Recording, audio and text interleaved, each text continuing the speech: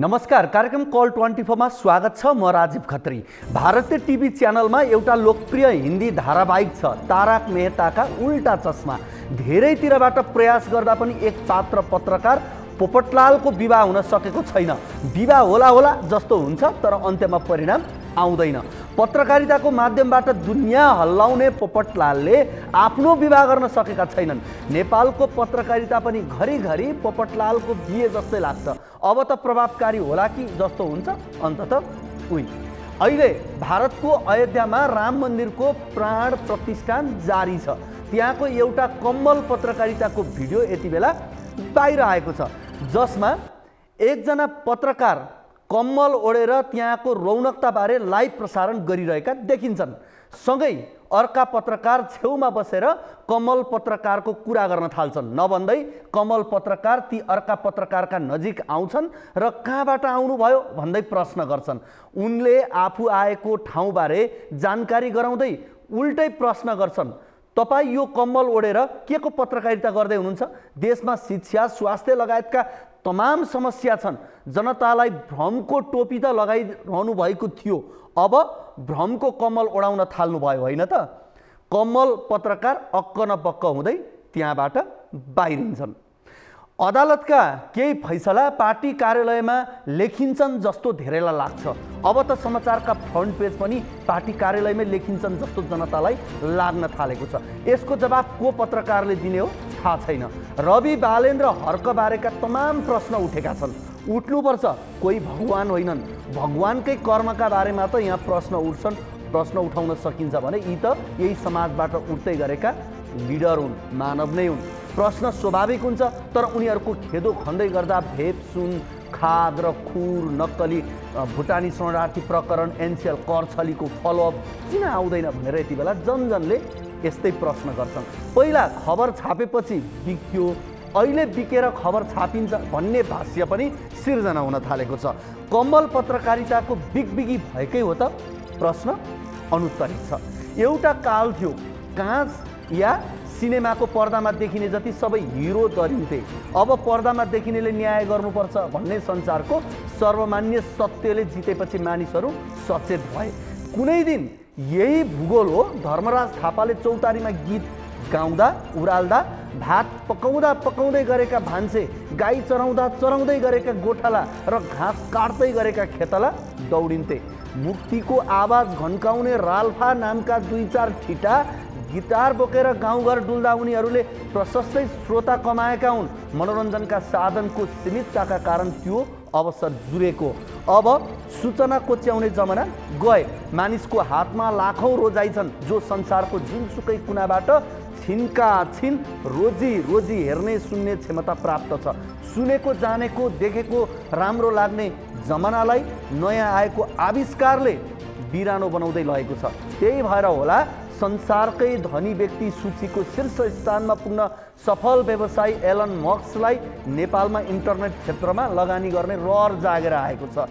तर यिनले 5 घण्टा मात्रै नेपाल बसे भने यो रहर सबै मोहभङ्ग हुनेछ। किनकि यहाँ 2 अर्बको प्रोजेक्ट ल्यायो भने 4 अर्ब घुस माग्छन्। यो नेपालको अहिलेको विडम्बना हो। उता हेर्नुहोस्, उच्च अदालत पाटनले पशुपति क्षेत्र विकास कोषकी नवनियुक्त कार्यकारी निर्देशक लक्ष्मी पुनको नियुक्ति बदर गरेछ। सही निर्णय। पैसामा बिक्री भएका पद, पहुँचवालाको मोजमस्ती गर्ने राष्ट्रिय सभा, नग्न डान्स बार सञ्चालन गर्ने मन्त्रीको प्रदेश सरकार, जनताको मत विपरीत बनेको सरकार सबै बदर गरोस्। नातावाद र दातावादको बिगबिगी बढेको बेला बाँदर नियन्त्रणबारे बुझ्न 20 जना सांसद भारत जाँदै रहेछन्। यिनको दिमागमा स्टार्टअप कहाँ आउँछ? यिनको दिमागमा चन्द्रयान कहाँबाट आउँछ? यिनको दिमागमा कालो धन जपत कहाँबाट आउँछ? यिनको दिमागमा सडक र पुलपुलेसा विस्तार कहाँबाट आउँछ? यता हेर्नुहोस् न, नेपालमा कानुन नभएको अर्को दृष्टान्त बागलुङ बडीगार्डका स्वास्थ्य शाखा प्रमुखमाथि वैद्य नेतृत्वको पार्टीले दलेछ कालो मसो। यी कालो मसो दल्ने गुण्डामाथि राज्य किन यति निरीह? माओवादी नेत्री पञ्चासिंह कहिले पक्राउ पर्छिन्? 15 वर्ष अघि घटनामा पञ्चासिंह सहित 6 जनालाई पक्राउ गर्न अनुमति दिएको भनिएको होइन र? राजधर्म पालना होस्, फौजदारी अभियुक्तलाई कानुन बमोजिम सजाय होस्, यहाँ पार्टी र अनुहार हेरेर विधिको हत्या नहोस्, यहाँ काखा र पाखा गरेर स्थितिको अपहरण नहोस्, नत्र राजापक्ष हालत हुने निश्चित छ। यो बन्दैछ।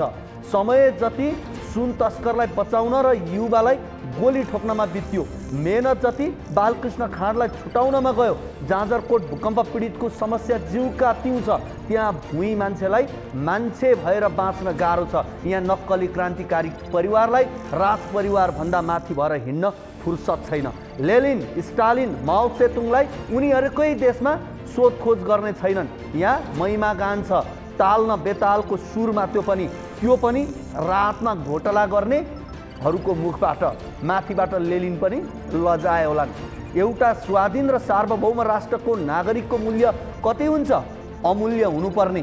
तर लडाइँमा मारिएका नेपालीको परिवारलाई रुस्ते क्षतिपूर्ति बापत 25 लाख रुपियाँ दिने रे।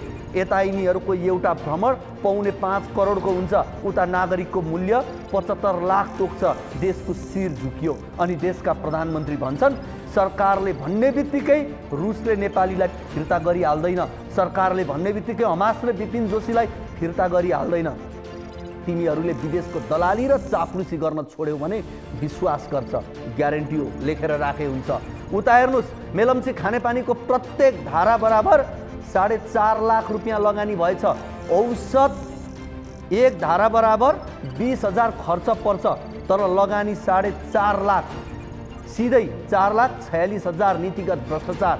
मेलम्ची खानेपानी आयोजना संसारकै महँगो खानेपानी आयोजना। यो महाघोटाला हो, यसको सूक्ष्म छानबिन हुनुपर्छ। एक नेपालीको भागमा 81,756 रुपियाँ ऋण, जीडीपीको तुलनामा 45% पुग्यो। नेपालले तिर्न बाँकी सार्वजनिक ऋण 23 खर्ब 84 अर्ब। दलालहरू देशलाई ऋणको भार बोकाउँछन् अनि व्यवस्था विरुद्ध खतरा भयो भनेर ठुल्ठुला स्वरमा चिच्याउँछन्, भन्छन्। यिनीहरूको व्यवस्था भन्दा देश ठुलो हो। महँगो व्यवस्था हटाऊ, देश बचाऊ।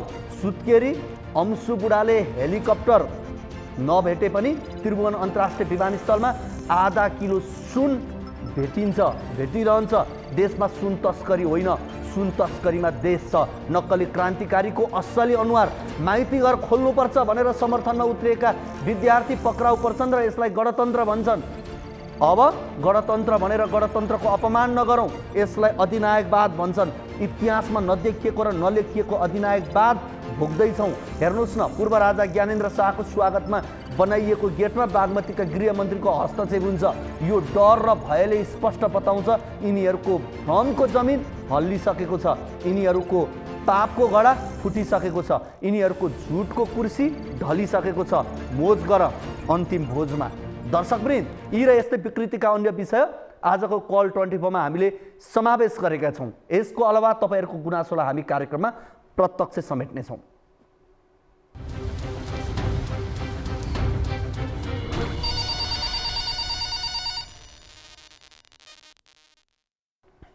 दर्शकवृन्द, तपाईँको पनि कुनै समस्या, जिज्ञासा, अभिव्यक्तिहरू छन् भने हामीलाई सम्पर्क गर्न सक्नुहुनेछ। टोल फ्री नम्बर 1660 012 2424, एनसेल नम्बर 98 015 72 424 र एनटिसी 97 45 61 56 54 मा कल गर्न सक्नुहुनेछ। तपाईँले एनसेलको नम्बरमा भाइबर मार्फत पनि गुनासाहरू टिपाउन सक्नुहुनेछ। कार्यक्रमको सुरुवातमा लागौँ पहिलो रिपोर्टतर्फ। Mobile device management system MDMS र अवैध कल बाइपास रोक्न भन्दै ल्याउन लागिएको टेरामक्सको विषयले हङ्गामा मचिरहेको छ।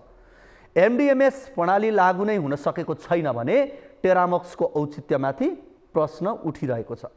प्रविधि खरिदमा देखिएको अनियमितता र त्यसपछि सिर्जित स्थितिले पनि यस्ता विषय विवादको घेरामा परेका छन्। हेरौँ यो रिपोर्ट।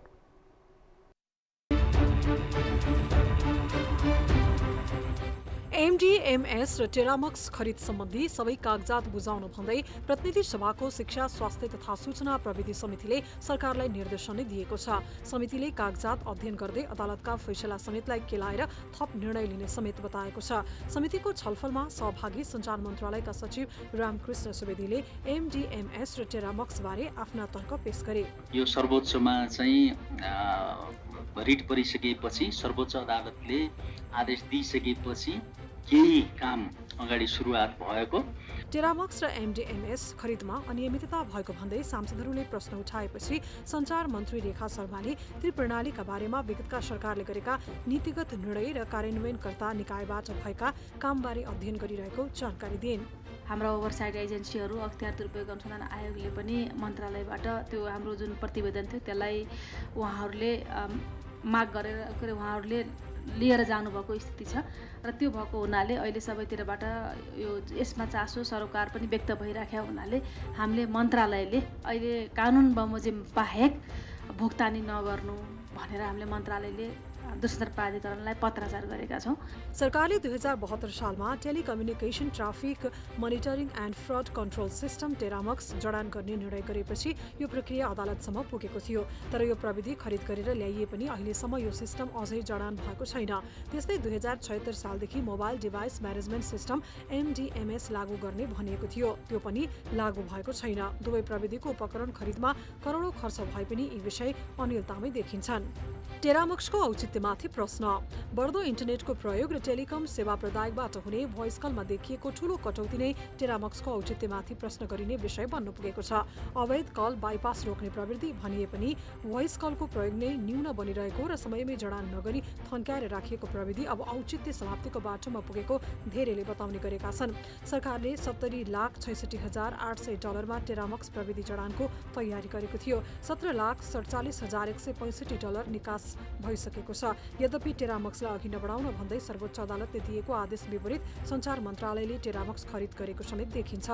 21 माघ 2072 मा सर्वोच्च अदालतले गोपनीयता सम्बन्धी मुद्दाको फैसला गर्दै व्यक्तिको गोप्य सूचनामा कसैको पनि कानुनी पहुँच हुन नसक्ने निर्णय सुनायो। तर मन्त्रालयले यो प्रकरणमा जबरजस्ती गरेको देखिन्छ। एमडीएमएस पनि समस्याग्रस्त।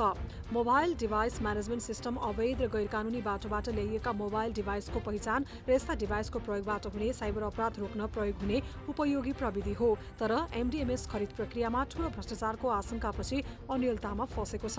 एमडीएमएसको कार्यान्वयन गर्ने तालुकदार निकाय नेपाल दूरसञ्चार प्राधिकरणका अध्यक्ष पुरुषोत्तम खनालले राजीनामा नै दिएका छन्। यो अनियमितता प्रकरणमा उनलाई समेत जोडिएको छ भने यसमा मुख्य सचिवदेखि पूर्व मन्त्री दूरसञ्चार प्राधिकरणका पूर्व अध्यक्षहरू समेत मुछिएका छन्।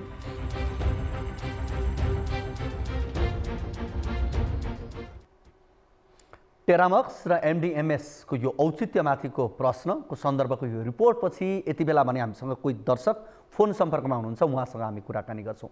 हजुर नमस्ते, कहाँबाट को बोल्दै हुनुहुन्छ? हजुर कहाँबाट को बोल्दै हुनुहुन्छ? हजुर हजुर नमस्ते। हामीसँग कोही दर्शक हुनुहुन्थ्यो, हामी उहाँको फोन कल लिने प्रयासमा थियौँ, उहाँसँग सम्पर्क हुन सकेन। फेरि पनि हामी उहाँसँग जोडिने प्रयासमा छौँ। हामीलाई पनि फोन गर्नुहोला। तपाईँका कुनै समस्या, जिज्ञासा, अभिव्यक्तिहरू छन् भने हाम्रो टेलिभिजनको स्क्रिनमा देखिएका नम्बरहरूमा फोन गर्नुहोला। यति बेला फेरि हामीसँग दर्शक हुनुहुन्छ। हजुर नमस्ते। सर नमस्ते। कहाँबाट को बोल्दै हुनुहुन्छ? सर म सर्लाहीको नारायणपुरबाट बोलिरहेको छु, पर्सा गाउँपालिका वार्ड नम्बर 3 बाट। सर्लाहीको कुन ठाउँबाट भन्नुभयो? नारायणपुर। यहाँको नाम? यहाँको नाम अजय कुमार शाह। अजय कुमार शाह। अजयजी, यहाँको समस्या जिज्ञासा के होला? सर मेरो समस्या यो छ, वडा कार्यालयले घर बाटोको सिफारिसमा त्यहाँ लेखिदिएछ कि त्यो 801 किता नम्बरमा बाटो छैन। त्यहाँ भोग चलनको पनि सिफारिस गरिदिएछ 750 रुपियाँ लिएर। त्यसपछि त्यही कितालाई मैले ब्याङ्कमा राख्दाखेरि त्यो पनि सिफारिस गरिदिएको छ 4 किलोमा कि त्यसमा बाटो छैन। तापनि डोजर लिएर मेरो सबै घर तोडताड गरेर त्यहाँ नयाँ बाटो कायम गरिदिएको छ। यही मेरो समस्या। अनि वडा अध्यक्षज्यूले के भन्नुहुन्छ यो विषयमा?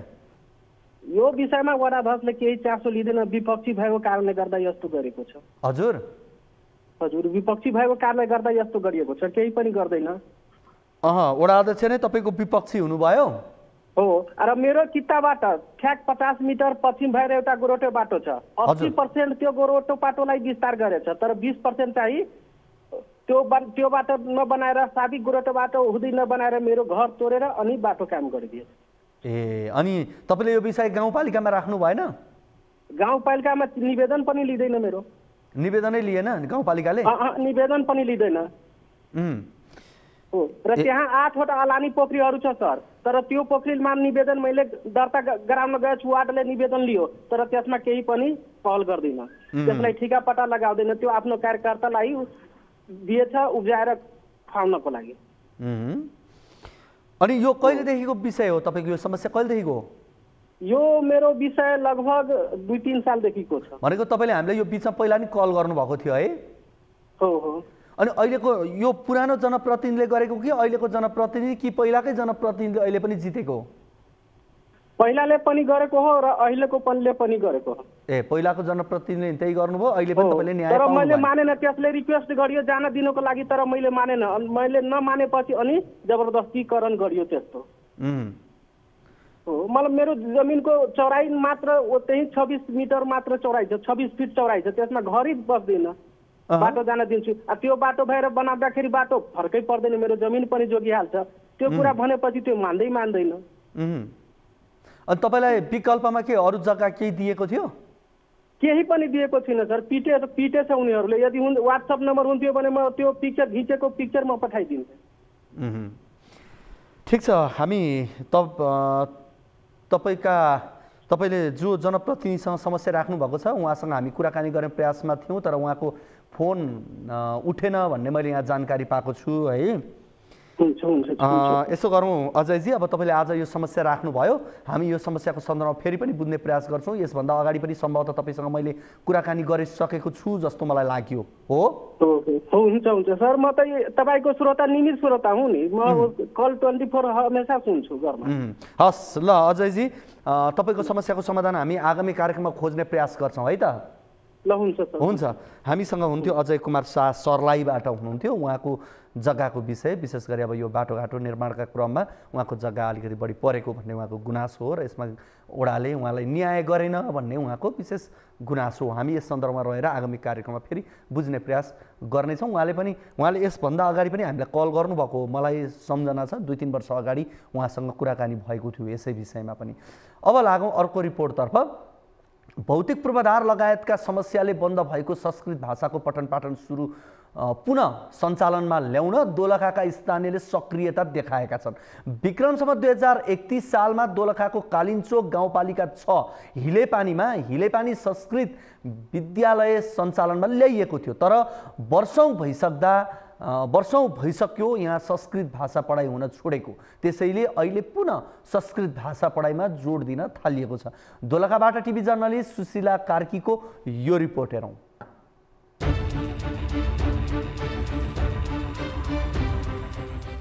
के काम गर्छ होला? ठिक छ, तपाईँहरूले भन्नुभयो जस्तै मैले तपाईँहरूको माझमा एउटा मोडल लिएर आएको छु। हामीले यो अघिल्लो वर्ष बनाएको विद्यार्थी भाइ बहिनीहरू बनाएको एउटा मोडल लिएर आएको छु। यो हो दोलखाको हिलेपानी संस्कृत विद्यालय। स्थानीय अनिरुद्ध घिमिरेको अगुवाईमा विक्रमसम्मत 2031 सालमा यहाँ संस्कृत पढाउन सुरुवात गरिएको थियो। तत्कालीन लापिलाङ गाविस वडा नम्बर थारुवाङ बस्ने शङ्कर भण्डारीलाई हाल विद्यालयमा रहेको चौरमा केही विद्यार्थी जम्मा गरी पढाउन लगाएर विद्यालयको सुरुवात गरियो। त्यसपछि विक्रमसम्मत 2040 देखि कक्षा 8 सम्मको स्वीकृति लिई यहाँ संस्कृत पढाउने कार्य जारी राखियो। 2058 सालसम्म संस्कृत पठन पाठन हुने यस विद्यालयमा तत्कालीन माओवादी सशस्त्र युद्धले प्रभाव पार्यो। त्यसैले यस विद्यालयमा संस्कृत पढाउन बन्द गरी नेपाली भाषाका आधारमा मात्रै शिक्षा प्रदान गर्न थालियो। अहिले पनि साधारण विषय मात्र पठन पाठन भइरहेको छ यहाँ। तर अब भने सरकारवाला र स्थानीयहरू पुनः संस्कृत पढाउनु पर्नेमा जोड दिइरहेका छन्। संस्कृत विद्यालय भए पनि आज संस्कृत विषयको पठन पाठन हुन सकेको छैन। तर आगामी दिनमा संस्कृत विषयको पठन पाठनलाई अगाडि बढाउन पाए यो क्षेत्रको मात्र नभएर देशकै एउटा चाहिँ संस्कारको रूपमा शिक्षा दिने संस्कारी विद्यालयको रूपमा संस्कृत विषयको चाहिँ एउटा पठन पाठनको चाहिँ अवस्थालाई अगाडि बढाउन सकिन्थ्यो होला। यसको लागि वडा कार्यालय, गाउँपालिका, सम्बन्धित निकायहरूको चाहिँ ध्यान जानु जरुरी छ। कक्षा 12 सम्म पठन पाठन हुने यस विद्यालयमा हाल 219 जना विद्यार्थी अध्ययनरत छन्। कुनै समय 1000 भन्दा बढी विद्यार्थी अध्ययन गर्ने यस विद्यालयको कमजोर भौतिक पूर्वाधारका कारण विद्यार्थीहरूको संख्या निरन्तर घट्दो क्रममा छ। विद्यालय वरिपरि जंगल र पहाड रहेकोले विद्यालयमा वन्यजन्तुको पनि उत्तिकै डर छ। विद्यालयमा विद्यार्थीहरूको लागि कक्षा कोठा, शिक्षण सामग्रीहरू, पर्याप्त खेल मैदानको पनि चरम अभाव रहेको छ। विद्यालयमा घेराबेरा र पर्खाल नहुँदा वन्यजन्तुसँगै स्थानीयका चौपायाहरू पनि विद्यालय बसेर शैक्षिक वातावरणलाई अवरोध गर्ने गरेका छन्। त्यसैले पहिले भौतिक र अन्य पक्ष व्यवस्थापन गर्नुपर्ने आवश्यकता समेत छ। प्रशासनको तर्फबाट अथवा शिक्षकहरू तर्फबाट गरिरहे पनि अब विद्यालयको भौतिक वातावरण, कक्षा कोठा व्यवस्थापनदेखि लिएर यहाँ विभिन्न समस्याहरू चाहिँ अहिले पनि रहिआएको छ। यसलाई चाहिँ सरकारी तौरबाट र त्यसै गरी अब स्थानीय तौरबाट पनि यी समस्याहरूलाई समाधान गर्यो भने सायद लाग्छ हामीले हाम्रो उद्देश्यलाई पुरा गर्नेछौँ। विभिन्न समस्याको बावजुद पनि विद्यालयले विद्यार्थीहरूलाई गुणस्तरीय शिक्षा प्रदान गरिरहेको शिक्षकहरूको भनाइ छ। विद्यालयले विद्यार्थीहरूलाई व्यावहारिक प्रयोगात्मक शिक्षासँगै खेलकुद तथा अतिरिक्त क्रियाकलापमा पनि विद्यार्थीहरूलाई सहभागी गराउँदै आएको छ। बर्खाको समयमा हाम्रो विद्यालयमा जस्तै अब रोडहरू ढिलो हुन्छ, खाना जुत्ता लगाएर आउनु पर्दैन, विद्यार्थीहरू अनुशासित हुँदैन भन्छन्। अनि विकासको कार्यहरू हुँदैन। विद्यार्थीहरूले त्यस्तो अवस्थामा कसरी अब फुल ड्रेस नआउँ भनेर छाला जुत्ताहरू लगाएर आउँ भने त्यस्तो हिलोहरू हुन्छ। अनि विद्यार्थीहरूलाई अब 2 दिन पनि टिक्न सक्दैन। अब हाम्रो विद्यालयमा त्यस्तो विकासको कार्य नहुँदा पनि सरहरूले त्यस्तो मिलाएर व्यवस्थापन जसरी भए पनि व्यवस्थापन गरेर पढाइमा हामीले निरन्तरता दिइरहेका छौँ। अहिले नेपाली भाषामा अध्ययन भइरहेकोले यहाँ संस्कृत पढाइ समेत सुरुवात गर्नुपर्नेमा स्थानीयले जोड दिएका छन्। अहिलेको शिक्षा र संस्कृत भएको शिक्षामा हामी फरक के देख्छौँ भने त्यतिखेरमा जुन प्रगति भएको थियो, जति बच्चाहरू यहाँ पढ्थे, जति विद्यार्थीहरू यहाँ उत्पादन भएर गए, ती विद्यार्थीहरूले धेरै राम्रो प्रगति गरेका देखेका छौँ भने अहिले जुन विद्यार्थीहरू उत्पादन भएका छन् अहिले पछिल्लो पिरियडमा आएर अनि त्यस्तो भएको देखिँदैन। त्यसैले हामीलाई के लागिरहेछ भने, मलाई के लाग्छ भने त्यो विद्यालयमा संस्कृत पढाइ नितान्त खाँचो छ। अनि संस्कृत पढाइ भइदिएको भएदेखि अत्यन्तै राम्रो हुने थियो भन्ने मनसाय मेरो रहेको छ। संस्कृतमा आदि पनि पढ्ने इच्छुक भएका विद्यार्थीहरूलाई पढाउनको लागि उनी खाने छ। तर दरबन्दी भइराखेर उहरू सरकारले पठाइदिँदाखेरि भोलिदेखि नै संस्कृत पढाउनको लागि राम्रो हुन्छ र यसमा राम्रो व्यवस्था भएदेखि भोलिबाटै राम्रो सुचारू गर्न सकिन्छ र यसमा उसको संस्कृतको चाहिँ भनेको जरुरी एकदम राम्रो हुने व्यवस्था चलिआएको छ। हिलेपानी संस्कृत विद्यालयलाई भौतिक पूर्वाधारमा बलियो बनाउन आवश्यक छ। भौतिक संरचनापछि संस्कृतलाई प्राथमिकता दिन संघीय सरकारबाटै सहयोगको अपेक्षा स्थानीयको छ।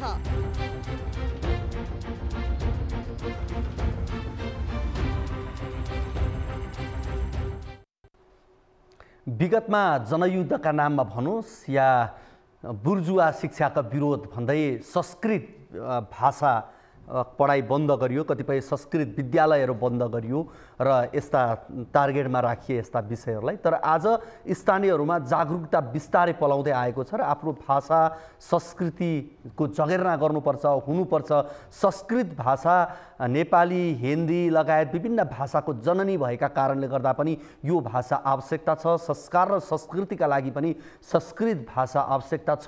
नैतिक शिक्षा आवश्यकता छ भन्ने बोध पछिल्लो समयमा बन्दै गएको देखिन्छ। र यति बेला यो दोलखाको प्रसङ्गको रिपोर्ट हामीले राख्यौँ। करिब 2031 सालमा दोलखाको कालिन्चोक गाउँपालिका वडा नम्बर 6 हिलेपानीमा हिलेपानी संस्कृत विद्यालय सञ्चालनमा ल्याइएको थियो र त्यो पछि बन्द भएको थियो। अहिले त्यहाँ अन्य नेपालीमा पढाइ हुन्छ, नेपाली भाषामै पढाइ हुन्छ।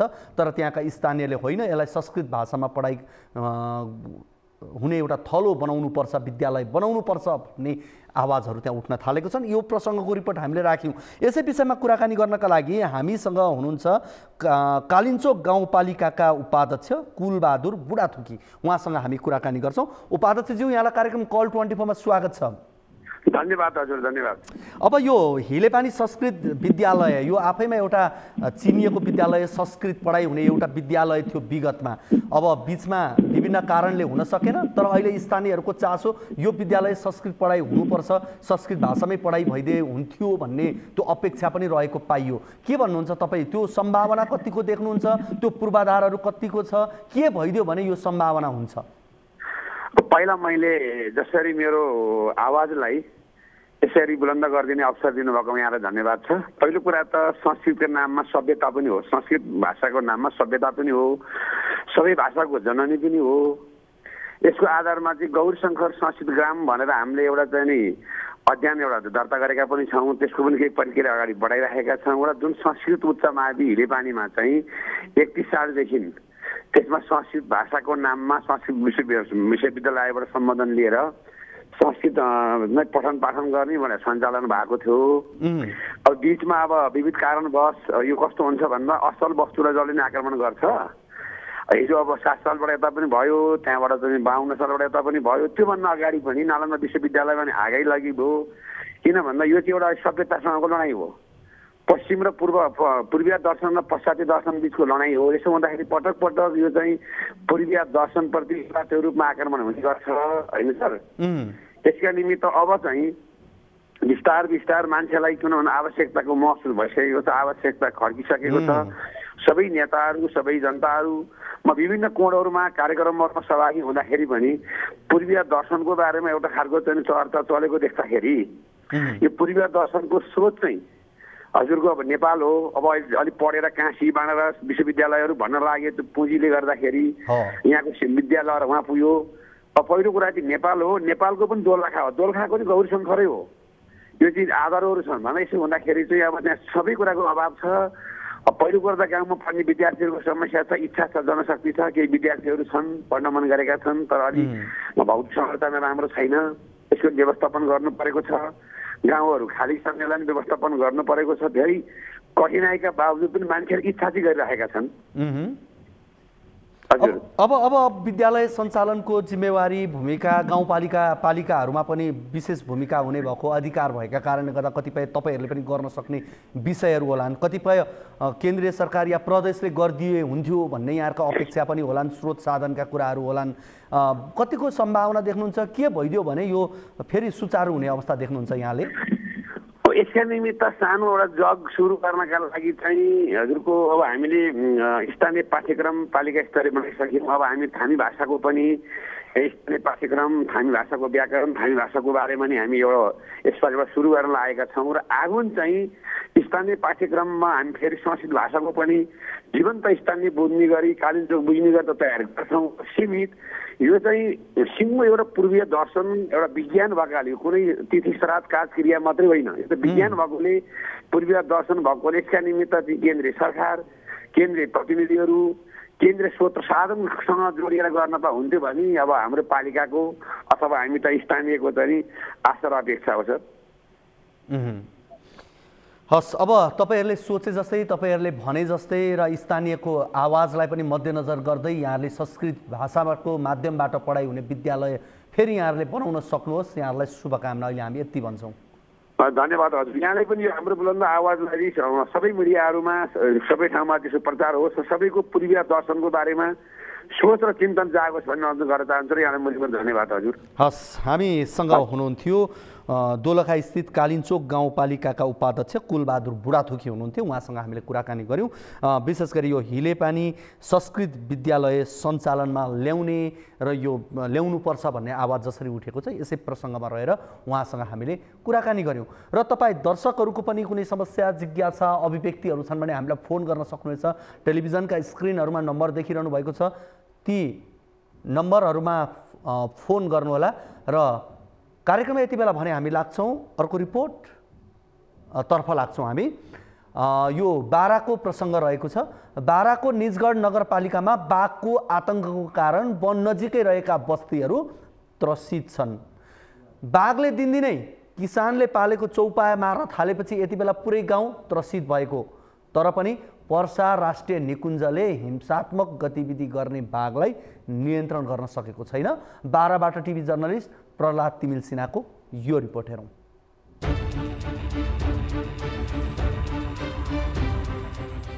बाघले आतंक मचाउँदा बाराको निजगढ नगरपालिकाको वडा नम्बर 10, 11, 12 र 13 पर्सा राष्ट्रिय निकुञ्ज र सामुदायिक वनसँग जोडिएका बस्तीमा त्रास छाएको छ। पर्सा राष्ट्रिय निकुञ्ज र सामुदायिक निकुञ्जसँगै जोडिएको सामुदायिक वनमा पसेको बाघले गाई, गोरु, खसी, बाख्रा खाएको भए तापनि यसको नियन्त्रणका लागि प्रभावकारी प्रयास भएका छैनन्। पर्सा राष्ट्रिय निकुञ्जको मध्यवर्ती क्षेत्रको रूपमा रहेको रतनपुर र लालगाउँमा पछिल्ला केही दिनमै बाघको आक्रमणबाट 4 दर्जन भन्दा बढी चौपाया मरिसकेका छन्। पछिल्लो समय बाघ बस्ती नजिक आउन थालेको छ। घर र गोठमै बाघ पसेर चौपाया मार्न थालेपछि सर्वसाधारणले समेत असुरक्षित महसुस गर्न थालेका छन्। निकुञ्जको क्षेत्र विस्तार भएसँगै यहाँ विशेष गरी साबिक रतनपुरी गाविसमा बसोबास गर्ने जनताहरू यो जङ्गली जनावरबाट भयभीत छ। अहिले जङ्गली जनावरबाट दिनदहाडै घरमै आएर आक्रमण गरेर पशु चौपायाहरू गोठमै गएर खाने प्रविधि विकास भएको छ, मार्ने प्रविधि विकास भएको छ। त्यसै क्रममा आज हामी यहाँ अहिले यो जङ्गलभित्र छौँ, यो सामुदायिक वनको क्षेत्रभित्र हो। यहाँ हिजो मात्रै 11वटा बाख्रालाई यहाँ बाघले चाहिँ आक्रमण गरेर मारेको छ। यो तपाईँले देखिरहनु भएको छ। यो अगाडि यहाँ अहिले यसरी लडाइरहेको अवस्था छ। साउन महिनादेखि नै यो घटना घटिरहेको छ होइन। जस्तै उता शिवशक्तिश्वरमा मार्यो होइन, धारापानीमा मार्यो, त्यसरी पशुपतिमा मार्यो। अनि 2 गतिको भन्दा अगाडि त्यहाँ एउटा रङ्गमा हान्यो दक्षिण टोलमा। अनि जस्तो 2 गते अब मान्छेहरूले मर्निङ वाक गरेर गइसकेपछि 4:30 बजीतिरको अनि घटना गाई एउटा यहाँनिर गोठमै मार्यो। वन्यजन्तुले निकुञ्ज आसपासका बस्तीमा पटक पटक क्षति गर्दा पनि निकुञ्जले बस्ती जोगाउन दीर्घकालीन योजना अघि सारेको छैन। निकुञ्जले बस्तीलाई सुरक्षित राख्न नसक्दा बेला बेला वन्यजन्तु गाउँ छिरेर क्षति गर्ने गरेको छ।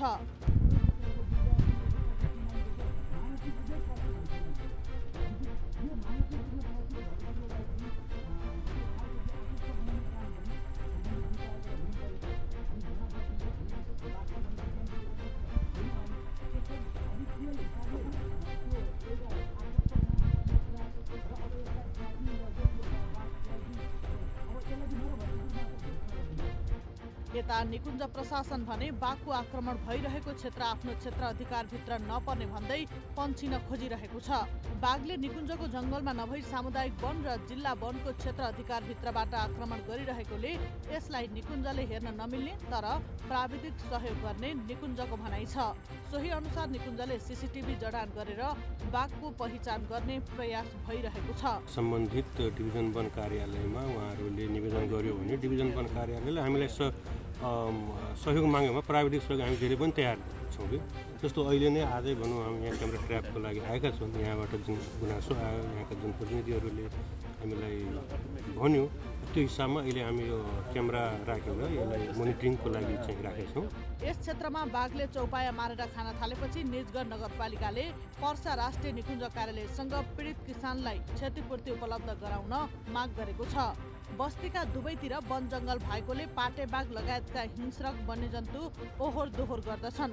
वन्यजन्तुबाट मानव तथा घरपालुवा जनावर बचाउन खासै क्रियाकलाप नभएकोले यस निकुञ्जले पछिल्लो समय मानव वन्यजन्तु द्वन्द्व बढ्दै जाँदा निकुञ्ज पहिला मानव बचाउने कि वन्यजन्तु भन्ने विषयमा अन्योलमा छ।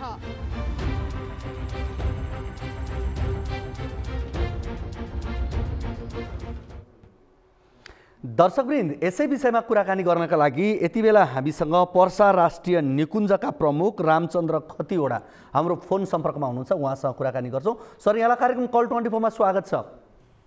हजुर, धन्यवाद। हजुर, अब यो वन्यजन्तु र मानव बीचको द्वन्द्व विशेष गरी जङ्गल यो आरक्षणहरूमा हुनु स्वाभाविक हो, रहेको पनि छ।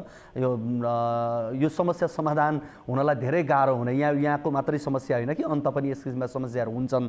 तर पछिल्लो समय चाहिँ निकुञ्ज आसपासका बस्तीमा पटक पटक वन्यजन्तुले क्षति पुर्यायो, स्थानीयका गाई बाख्राहरू खाइदियो, मानव पनि असुरक्षित रहे भनेर स्थानीयले चिन्ता जाहेर गरे। हामीले त्यही रिपोर्ट यहाँ प्रसारण गऱ्यौँ। के भन्नुहुन्छ पहिला तपाईँ?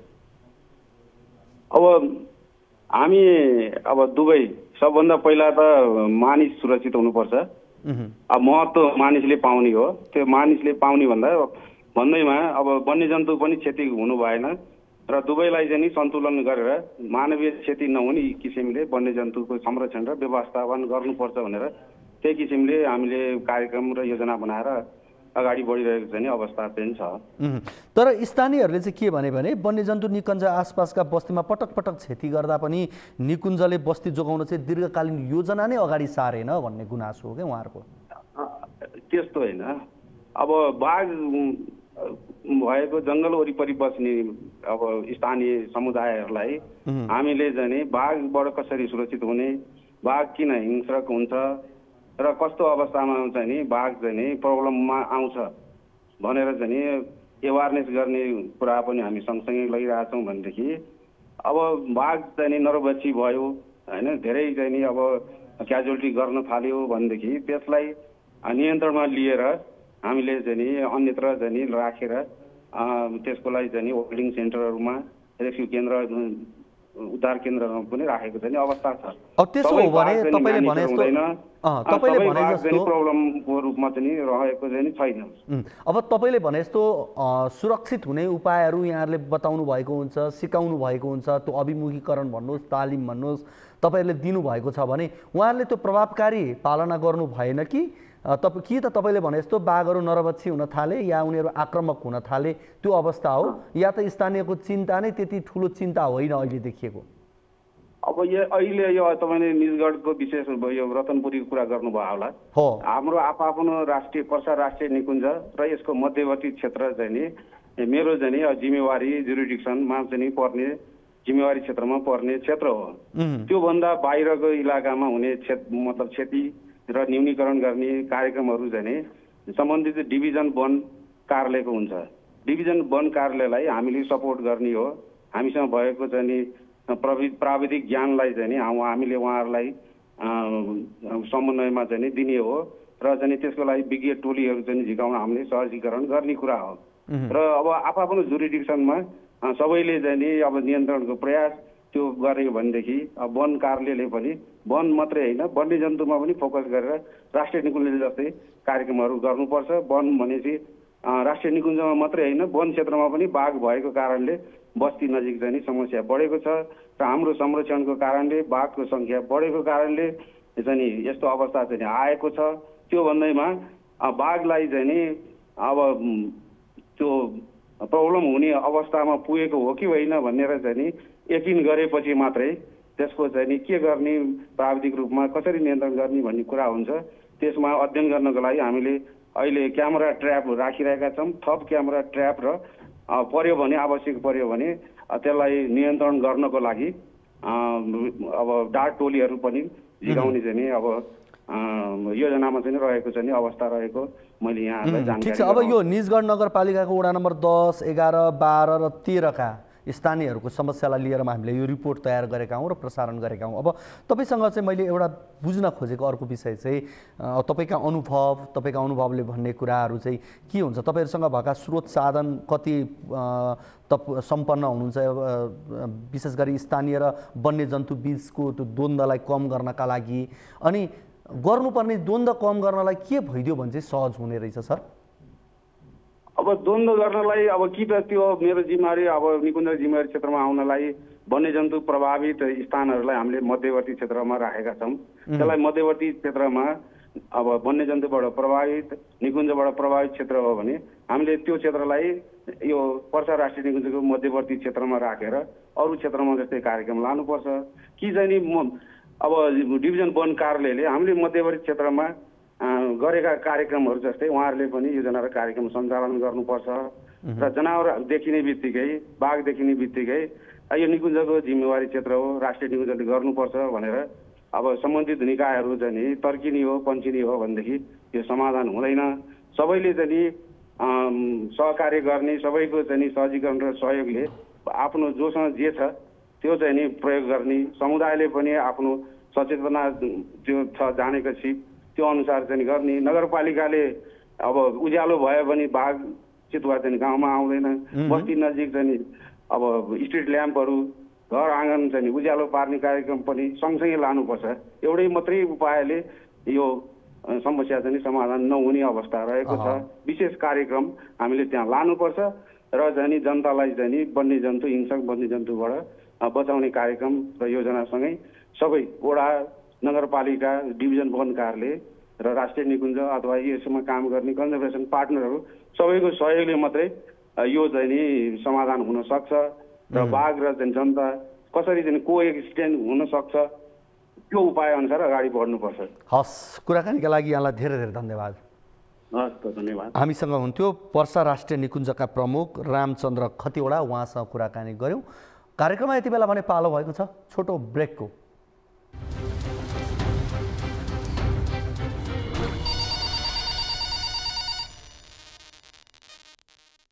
दर्शकवृन्द, तपाईँहरू कार्यक्रम कल 24 हेर्दै हुनुहुन्छ। हामी तपाईँकै समस्या जिज्ञासा अभिव्यक्तिमाथि केन्द्रित रहेर कुराकानी गरिरहेका छौँ। केही रिपोर्टहरू ल्याएका छौँ, त्यो यहाँहरू बिच राखिरहेका छौँ। अब लागौँ अर्को रिपोर्टतर्फ। पछिल्ला वर्षहरूमा युवाहरूमा विदेशी मोह असाध्यै छ। विमानस्थलबाट दिनौँ विदेशिनेको लर्कोले नियाले विदेश मोह कुन हदसम्म छ भन्ने प्रश्न पार्छ। वैदेशिक रोजगारमा जानेदेखि पढाइका लागि भन्दै दिनौँ सयौँ युवा विदेश जाने गरेका छन्। विदेश मोहको प्रभावले अन्य क्षेत्रका युवामा जस्तै चिकित्सा क्षेत्रका युवालाई पनि छुएको छ। प्रस्तुत छ यस सम्बन्धी तयार पारिएको यो विशेष सामग्री।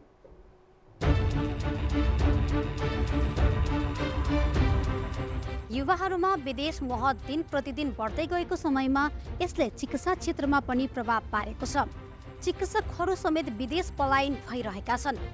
विदेशको तुलनामा नेपालमा कम पारिश्रमिक, सुविधा सम्पन्न वातावरण नहुने जस्ता असन्तुष्ट जनाउँदै चिकित्सा क्षेत्रका जनशक्ति विदेश पलायनमा उद्धृत देखिएको हो। मेडिकल काउन्सिलको तथ्याङ्क हेर्दा पनि सन् 2022 को तुलनामा सन् 2023 मा विदेशी नै चिकित्सकको संख्या 400 भन्दा बढी देखिन्छ। त्यस्तै चिकित्सा शिक्षा आएको तथ्याङ्क अनुसार विक्रमसम्म 2080 वैशाखदेखि पुस 11 गतेसम्म 1025 जनाले वैदेशिक अध्ययनका लागि चारित्रिक प्रमाणपत्र लिएका छन्। चीन र रुस लगायत केही देश जानका लागि यस्तो प्रमाणपत्र नचाहिने भएकाले त्यहाँ जानेको संख्या काउन्सिलको रेकर्डमा छैन। तर सयौं चिकित्सा जनशक्ति चीन र रुसमा पनि गइरहेका छन्। चिकित्सा क्षेत्रमा जनशक्तिलाई नेपालमा पनि राम्रो नै अवसर भए पनि किन यसरी विदेश मोह बढ्दै गइरहेको छ त? यति कम पैसा छ कि यति कम पैसामा चाहिँ विदेशमा यति नै काम गरेर यति समय आफूले जति लेबर गर्यो त्यो लेबर गर्दाखेरि चाहिँ त्यो समयमा कमाउने पैसा चाहिँ यहाँभन्दा 20-25 गुणा बढी र त्यो चाहिँ यहाँ अत्यन्तै कम। त्यसपछि एकदम धेरै काम गर्नुपर्ने र थोरै स्यालेरी, त्यसपछि आफ्नो सेटिस्फ्याक्सनका कुराहरू एकदमै कम, आफ्नो फ्यामिलीबाट डिप्राइभ हुनुपर्ने, आफ्नो फ्यामिली सोसल लाइफ भन्ने छैन, फ्यामिली लाइफ भन्ने छैन।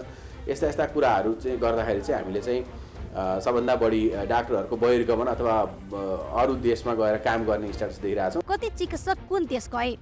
विदेश जान प्रमाणपत्र लिनेहरूमा एमडी भन्दा एमबीबीएस गर्नेको संख्या बढी। विदेश जान प्रमाणपत्र लिनेहरूमध्ये अमेरिका तथा बेलायत जानेको संख्या बढी। पछिल्लो 4 वर्षमा अमेरिका जाने चिकित्सकको संख्या 1879। 4 वर्षको अवधिमा बेलायत जाने चिकित्सकको संख्या 1578। चिकित्सा क्षेत्रमा राम्रो उपलब्धि हासिलको सम्भावना बोकेकाहरू पनि किन विदेश जान खोजिरहेका छन् त? विदेश जाने तयारीमा रहेका चिकित्सकको भनाई यस्तो छ। प्लस त्यही अनुसारको डेडिकेसन अनुसारको स्यालेरी पनि छैन। जुन अब विदेशतिर अब जुन मोस्टली अहिलेका युथ्सहरू जो डक्टर्सहरू हुन्छ उहाँले टार्गेट गर्नुको मेन कारण भनेको नै मोस्टली त सेक्युरिटी अनि सेकेन्ड अफ अल स्यालेरीकै कुराहरू हुन्छ। अब एउटा यो प्रोफेसनमा आएपछि अब यतिको पढाइ छ, यतिको गरेको छ, एउटा नर्मल लाइफ पनि त लाइफस्टाइल पनि राम्रो होस् भन्ने सबैको चाहना हुन्छ। ती चाहनाहरूको कारणले गर्दा नै अब मोस्टली अब बाहिर नै बसौँ, बाहिर नै पढौँ अनि बाहिर नै अब त्यही एजुकेसन अनुसारले चिकित्सकहरूले विदेश रोज्दा चिकित्सक दरबन्दी नै रित्तै। सरकारी अस्पतालमा चिकित्सक दरबन्दी पद समेत खाली छन्। तर चिकित्सा क्षेत्रका दक्ष जनशक्ति नेपालमा काम गर्न रुचाइरहेका छैनन्। नेपाल हेल्थ फ्याक्ट सिट 2023 का अनुसार सरकारी अस्पतालमा कन्सल्टेन्ट र मेडिकल अफिसर तहका कुल स्वीकृत दरबन्दीको झण्डै 46% पद खाली छ। दरबन्दी खाली हुँदा पनि दरबन्दी समयमा नखुल्ने समस्या छ। तर खुले पनि निकै कम संख्या मात्र दरबन्दी खुलाइने भएकाले सरकारी अस्पतालमा काम गर्न नपाइने समस्या पनि उस्तै छ। लोक सेवाहरू पनि त्यसको पनि खासै केही नखोलिएको, सरकारीमा खोली पनि करारहरू मात्र खोलिएको छ हैन। अनि त्यसको कारणले गर्दा अब एउटा सिङ्गल सिटको लागि पनि 100जना हजारौँजना डक्टरहरू कम्पिट गरिराख्नु परेको छ। जबकि त्योभन्दा इजी बाटो त अब यहीँ काम गर्नुभन्दा त्योभन्दा इजी बाटो चाहिँ युएसमा अथवा युकेमा होइन अनि अस्ट्रेलियामा। पछिल्लो केही वर्ष यता मात्रै वर्षमा जति चिकित्सक उत्पादन हुन्छन् त्यही हाराहारीमा उच्च शिक्षा, अध्ययन, फेलोशिप वा कामकै लागि भनेर समेत विदेश जाने चिकित्सकको संख्या बढ्दछ। यस्तो अवस्थामा स्वदेशमा रहेका चिकित्सकलाई स्वदेशमै टिकाइराख्न तथा पढ्न वा रोजगारीका लागि भन्दै विदेश गएका चिकित्सकलाई स्वदेशमै फर्काउन सरकारले प्रभावकारी कदम चाल्नै पर्ने देखिन्छ। अन्यथा भविष्यमा नेपालमा स्वास्थ्य सेवा गुणस्तर खस्कने मात्र होइन, जनशक्ति अभावले खतराको अवस्थामा फस्ने निश्चित छ।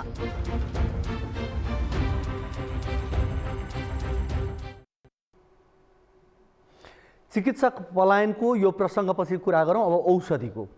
गत पुस 29 गते प्रधानमन्त्री पुष्पकमल दाहाल प्रचण्डले नेपाल औषधि लिमिटेडलाई 20 थरीका औषधि उत्पादन गर्न निर्देशन दिए। यो निर्देशनपछि तत्काललाई 3 थरीका औषधि उत्पादनका लागि तयारी थालिएको छ। बाँकी काम क्रमबद्ध रूपले गर्ने बताइएको छ। तर अहिलेकै अवस्थामा नेपाल औषधि लिमिटेड 20 थरीका औषधि बनाउन सक्षम छ त? प्रश्न उठेको छ। हेरौँ यो रिपोर्ट पनि।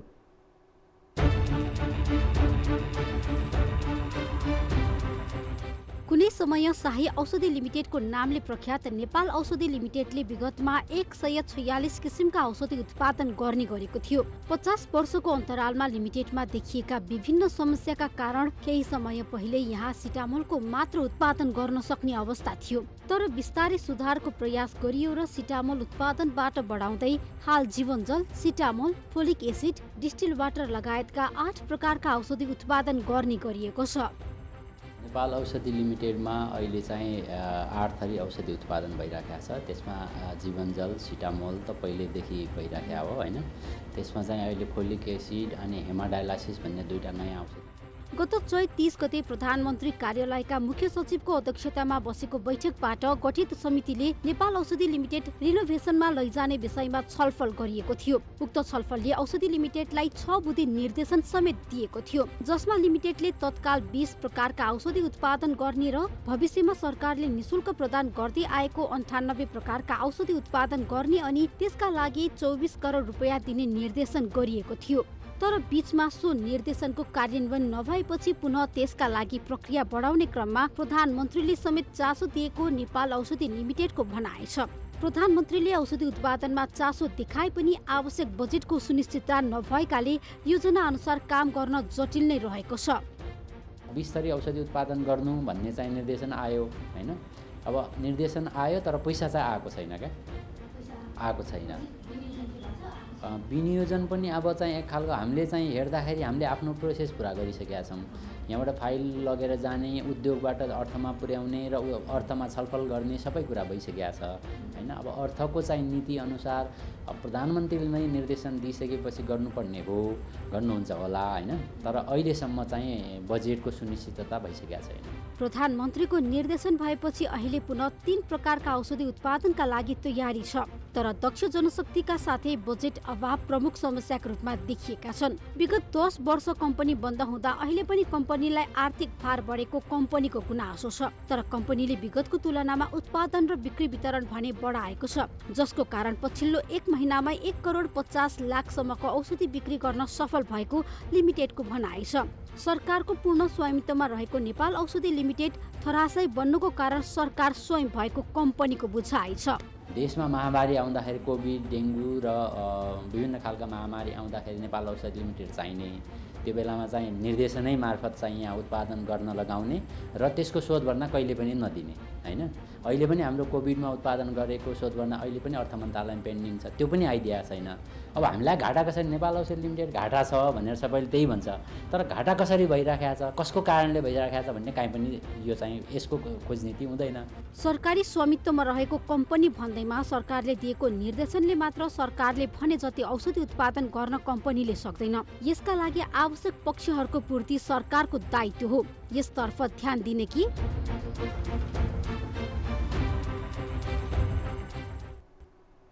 दर्शकवृन्द, तपाईँको पनि कुनै समस्या जिज्ञासा अभिव्यक्तिहरू छन् भने हामीलाई फोन गर्न सक्नुहुनेछ। टोल फ्री नम्बर 1660 012 24 24, एनसेल नम्बर 98 015 72 424 र एनटिसी 97 45 61 56 54 मा कल गर्न सक्नुहुनेछ। तपाईँले एनसेलको नम्बरमा भाइबर मार्फत पनि गुनासाहरू टिपाउन सक्नुहुनेछ। अहिले भने बिदा दिनुहोस्। हवस् त, नमस्ते।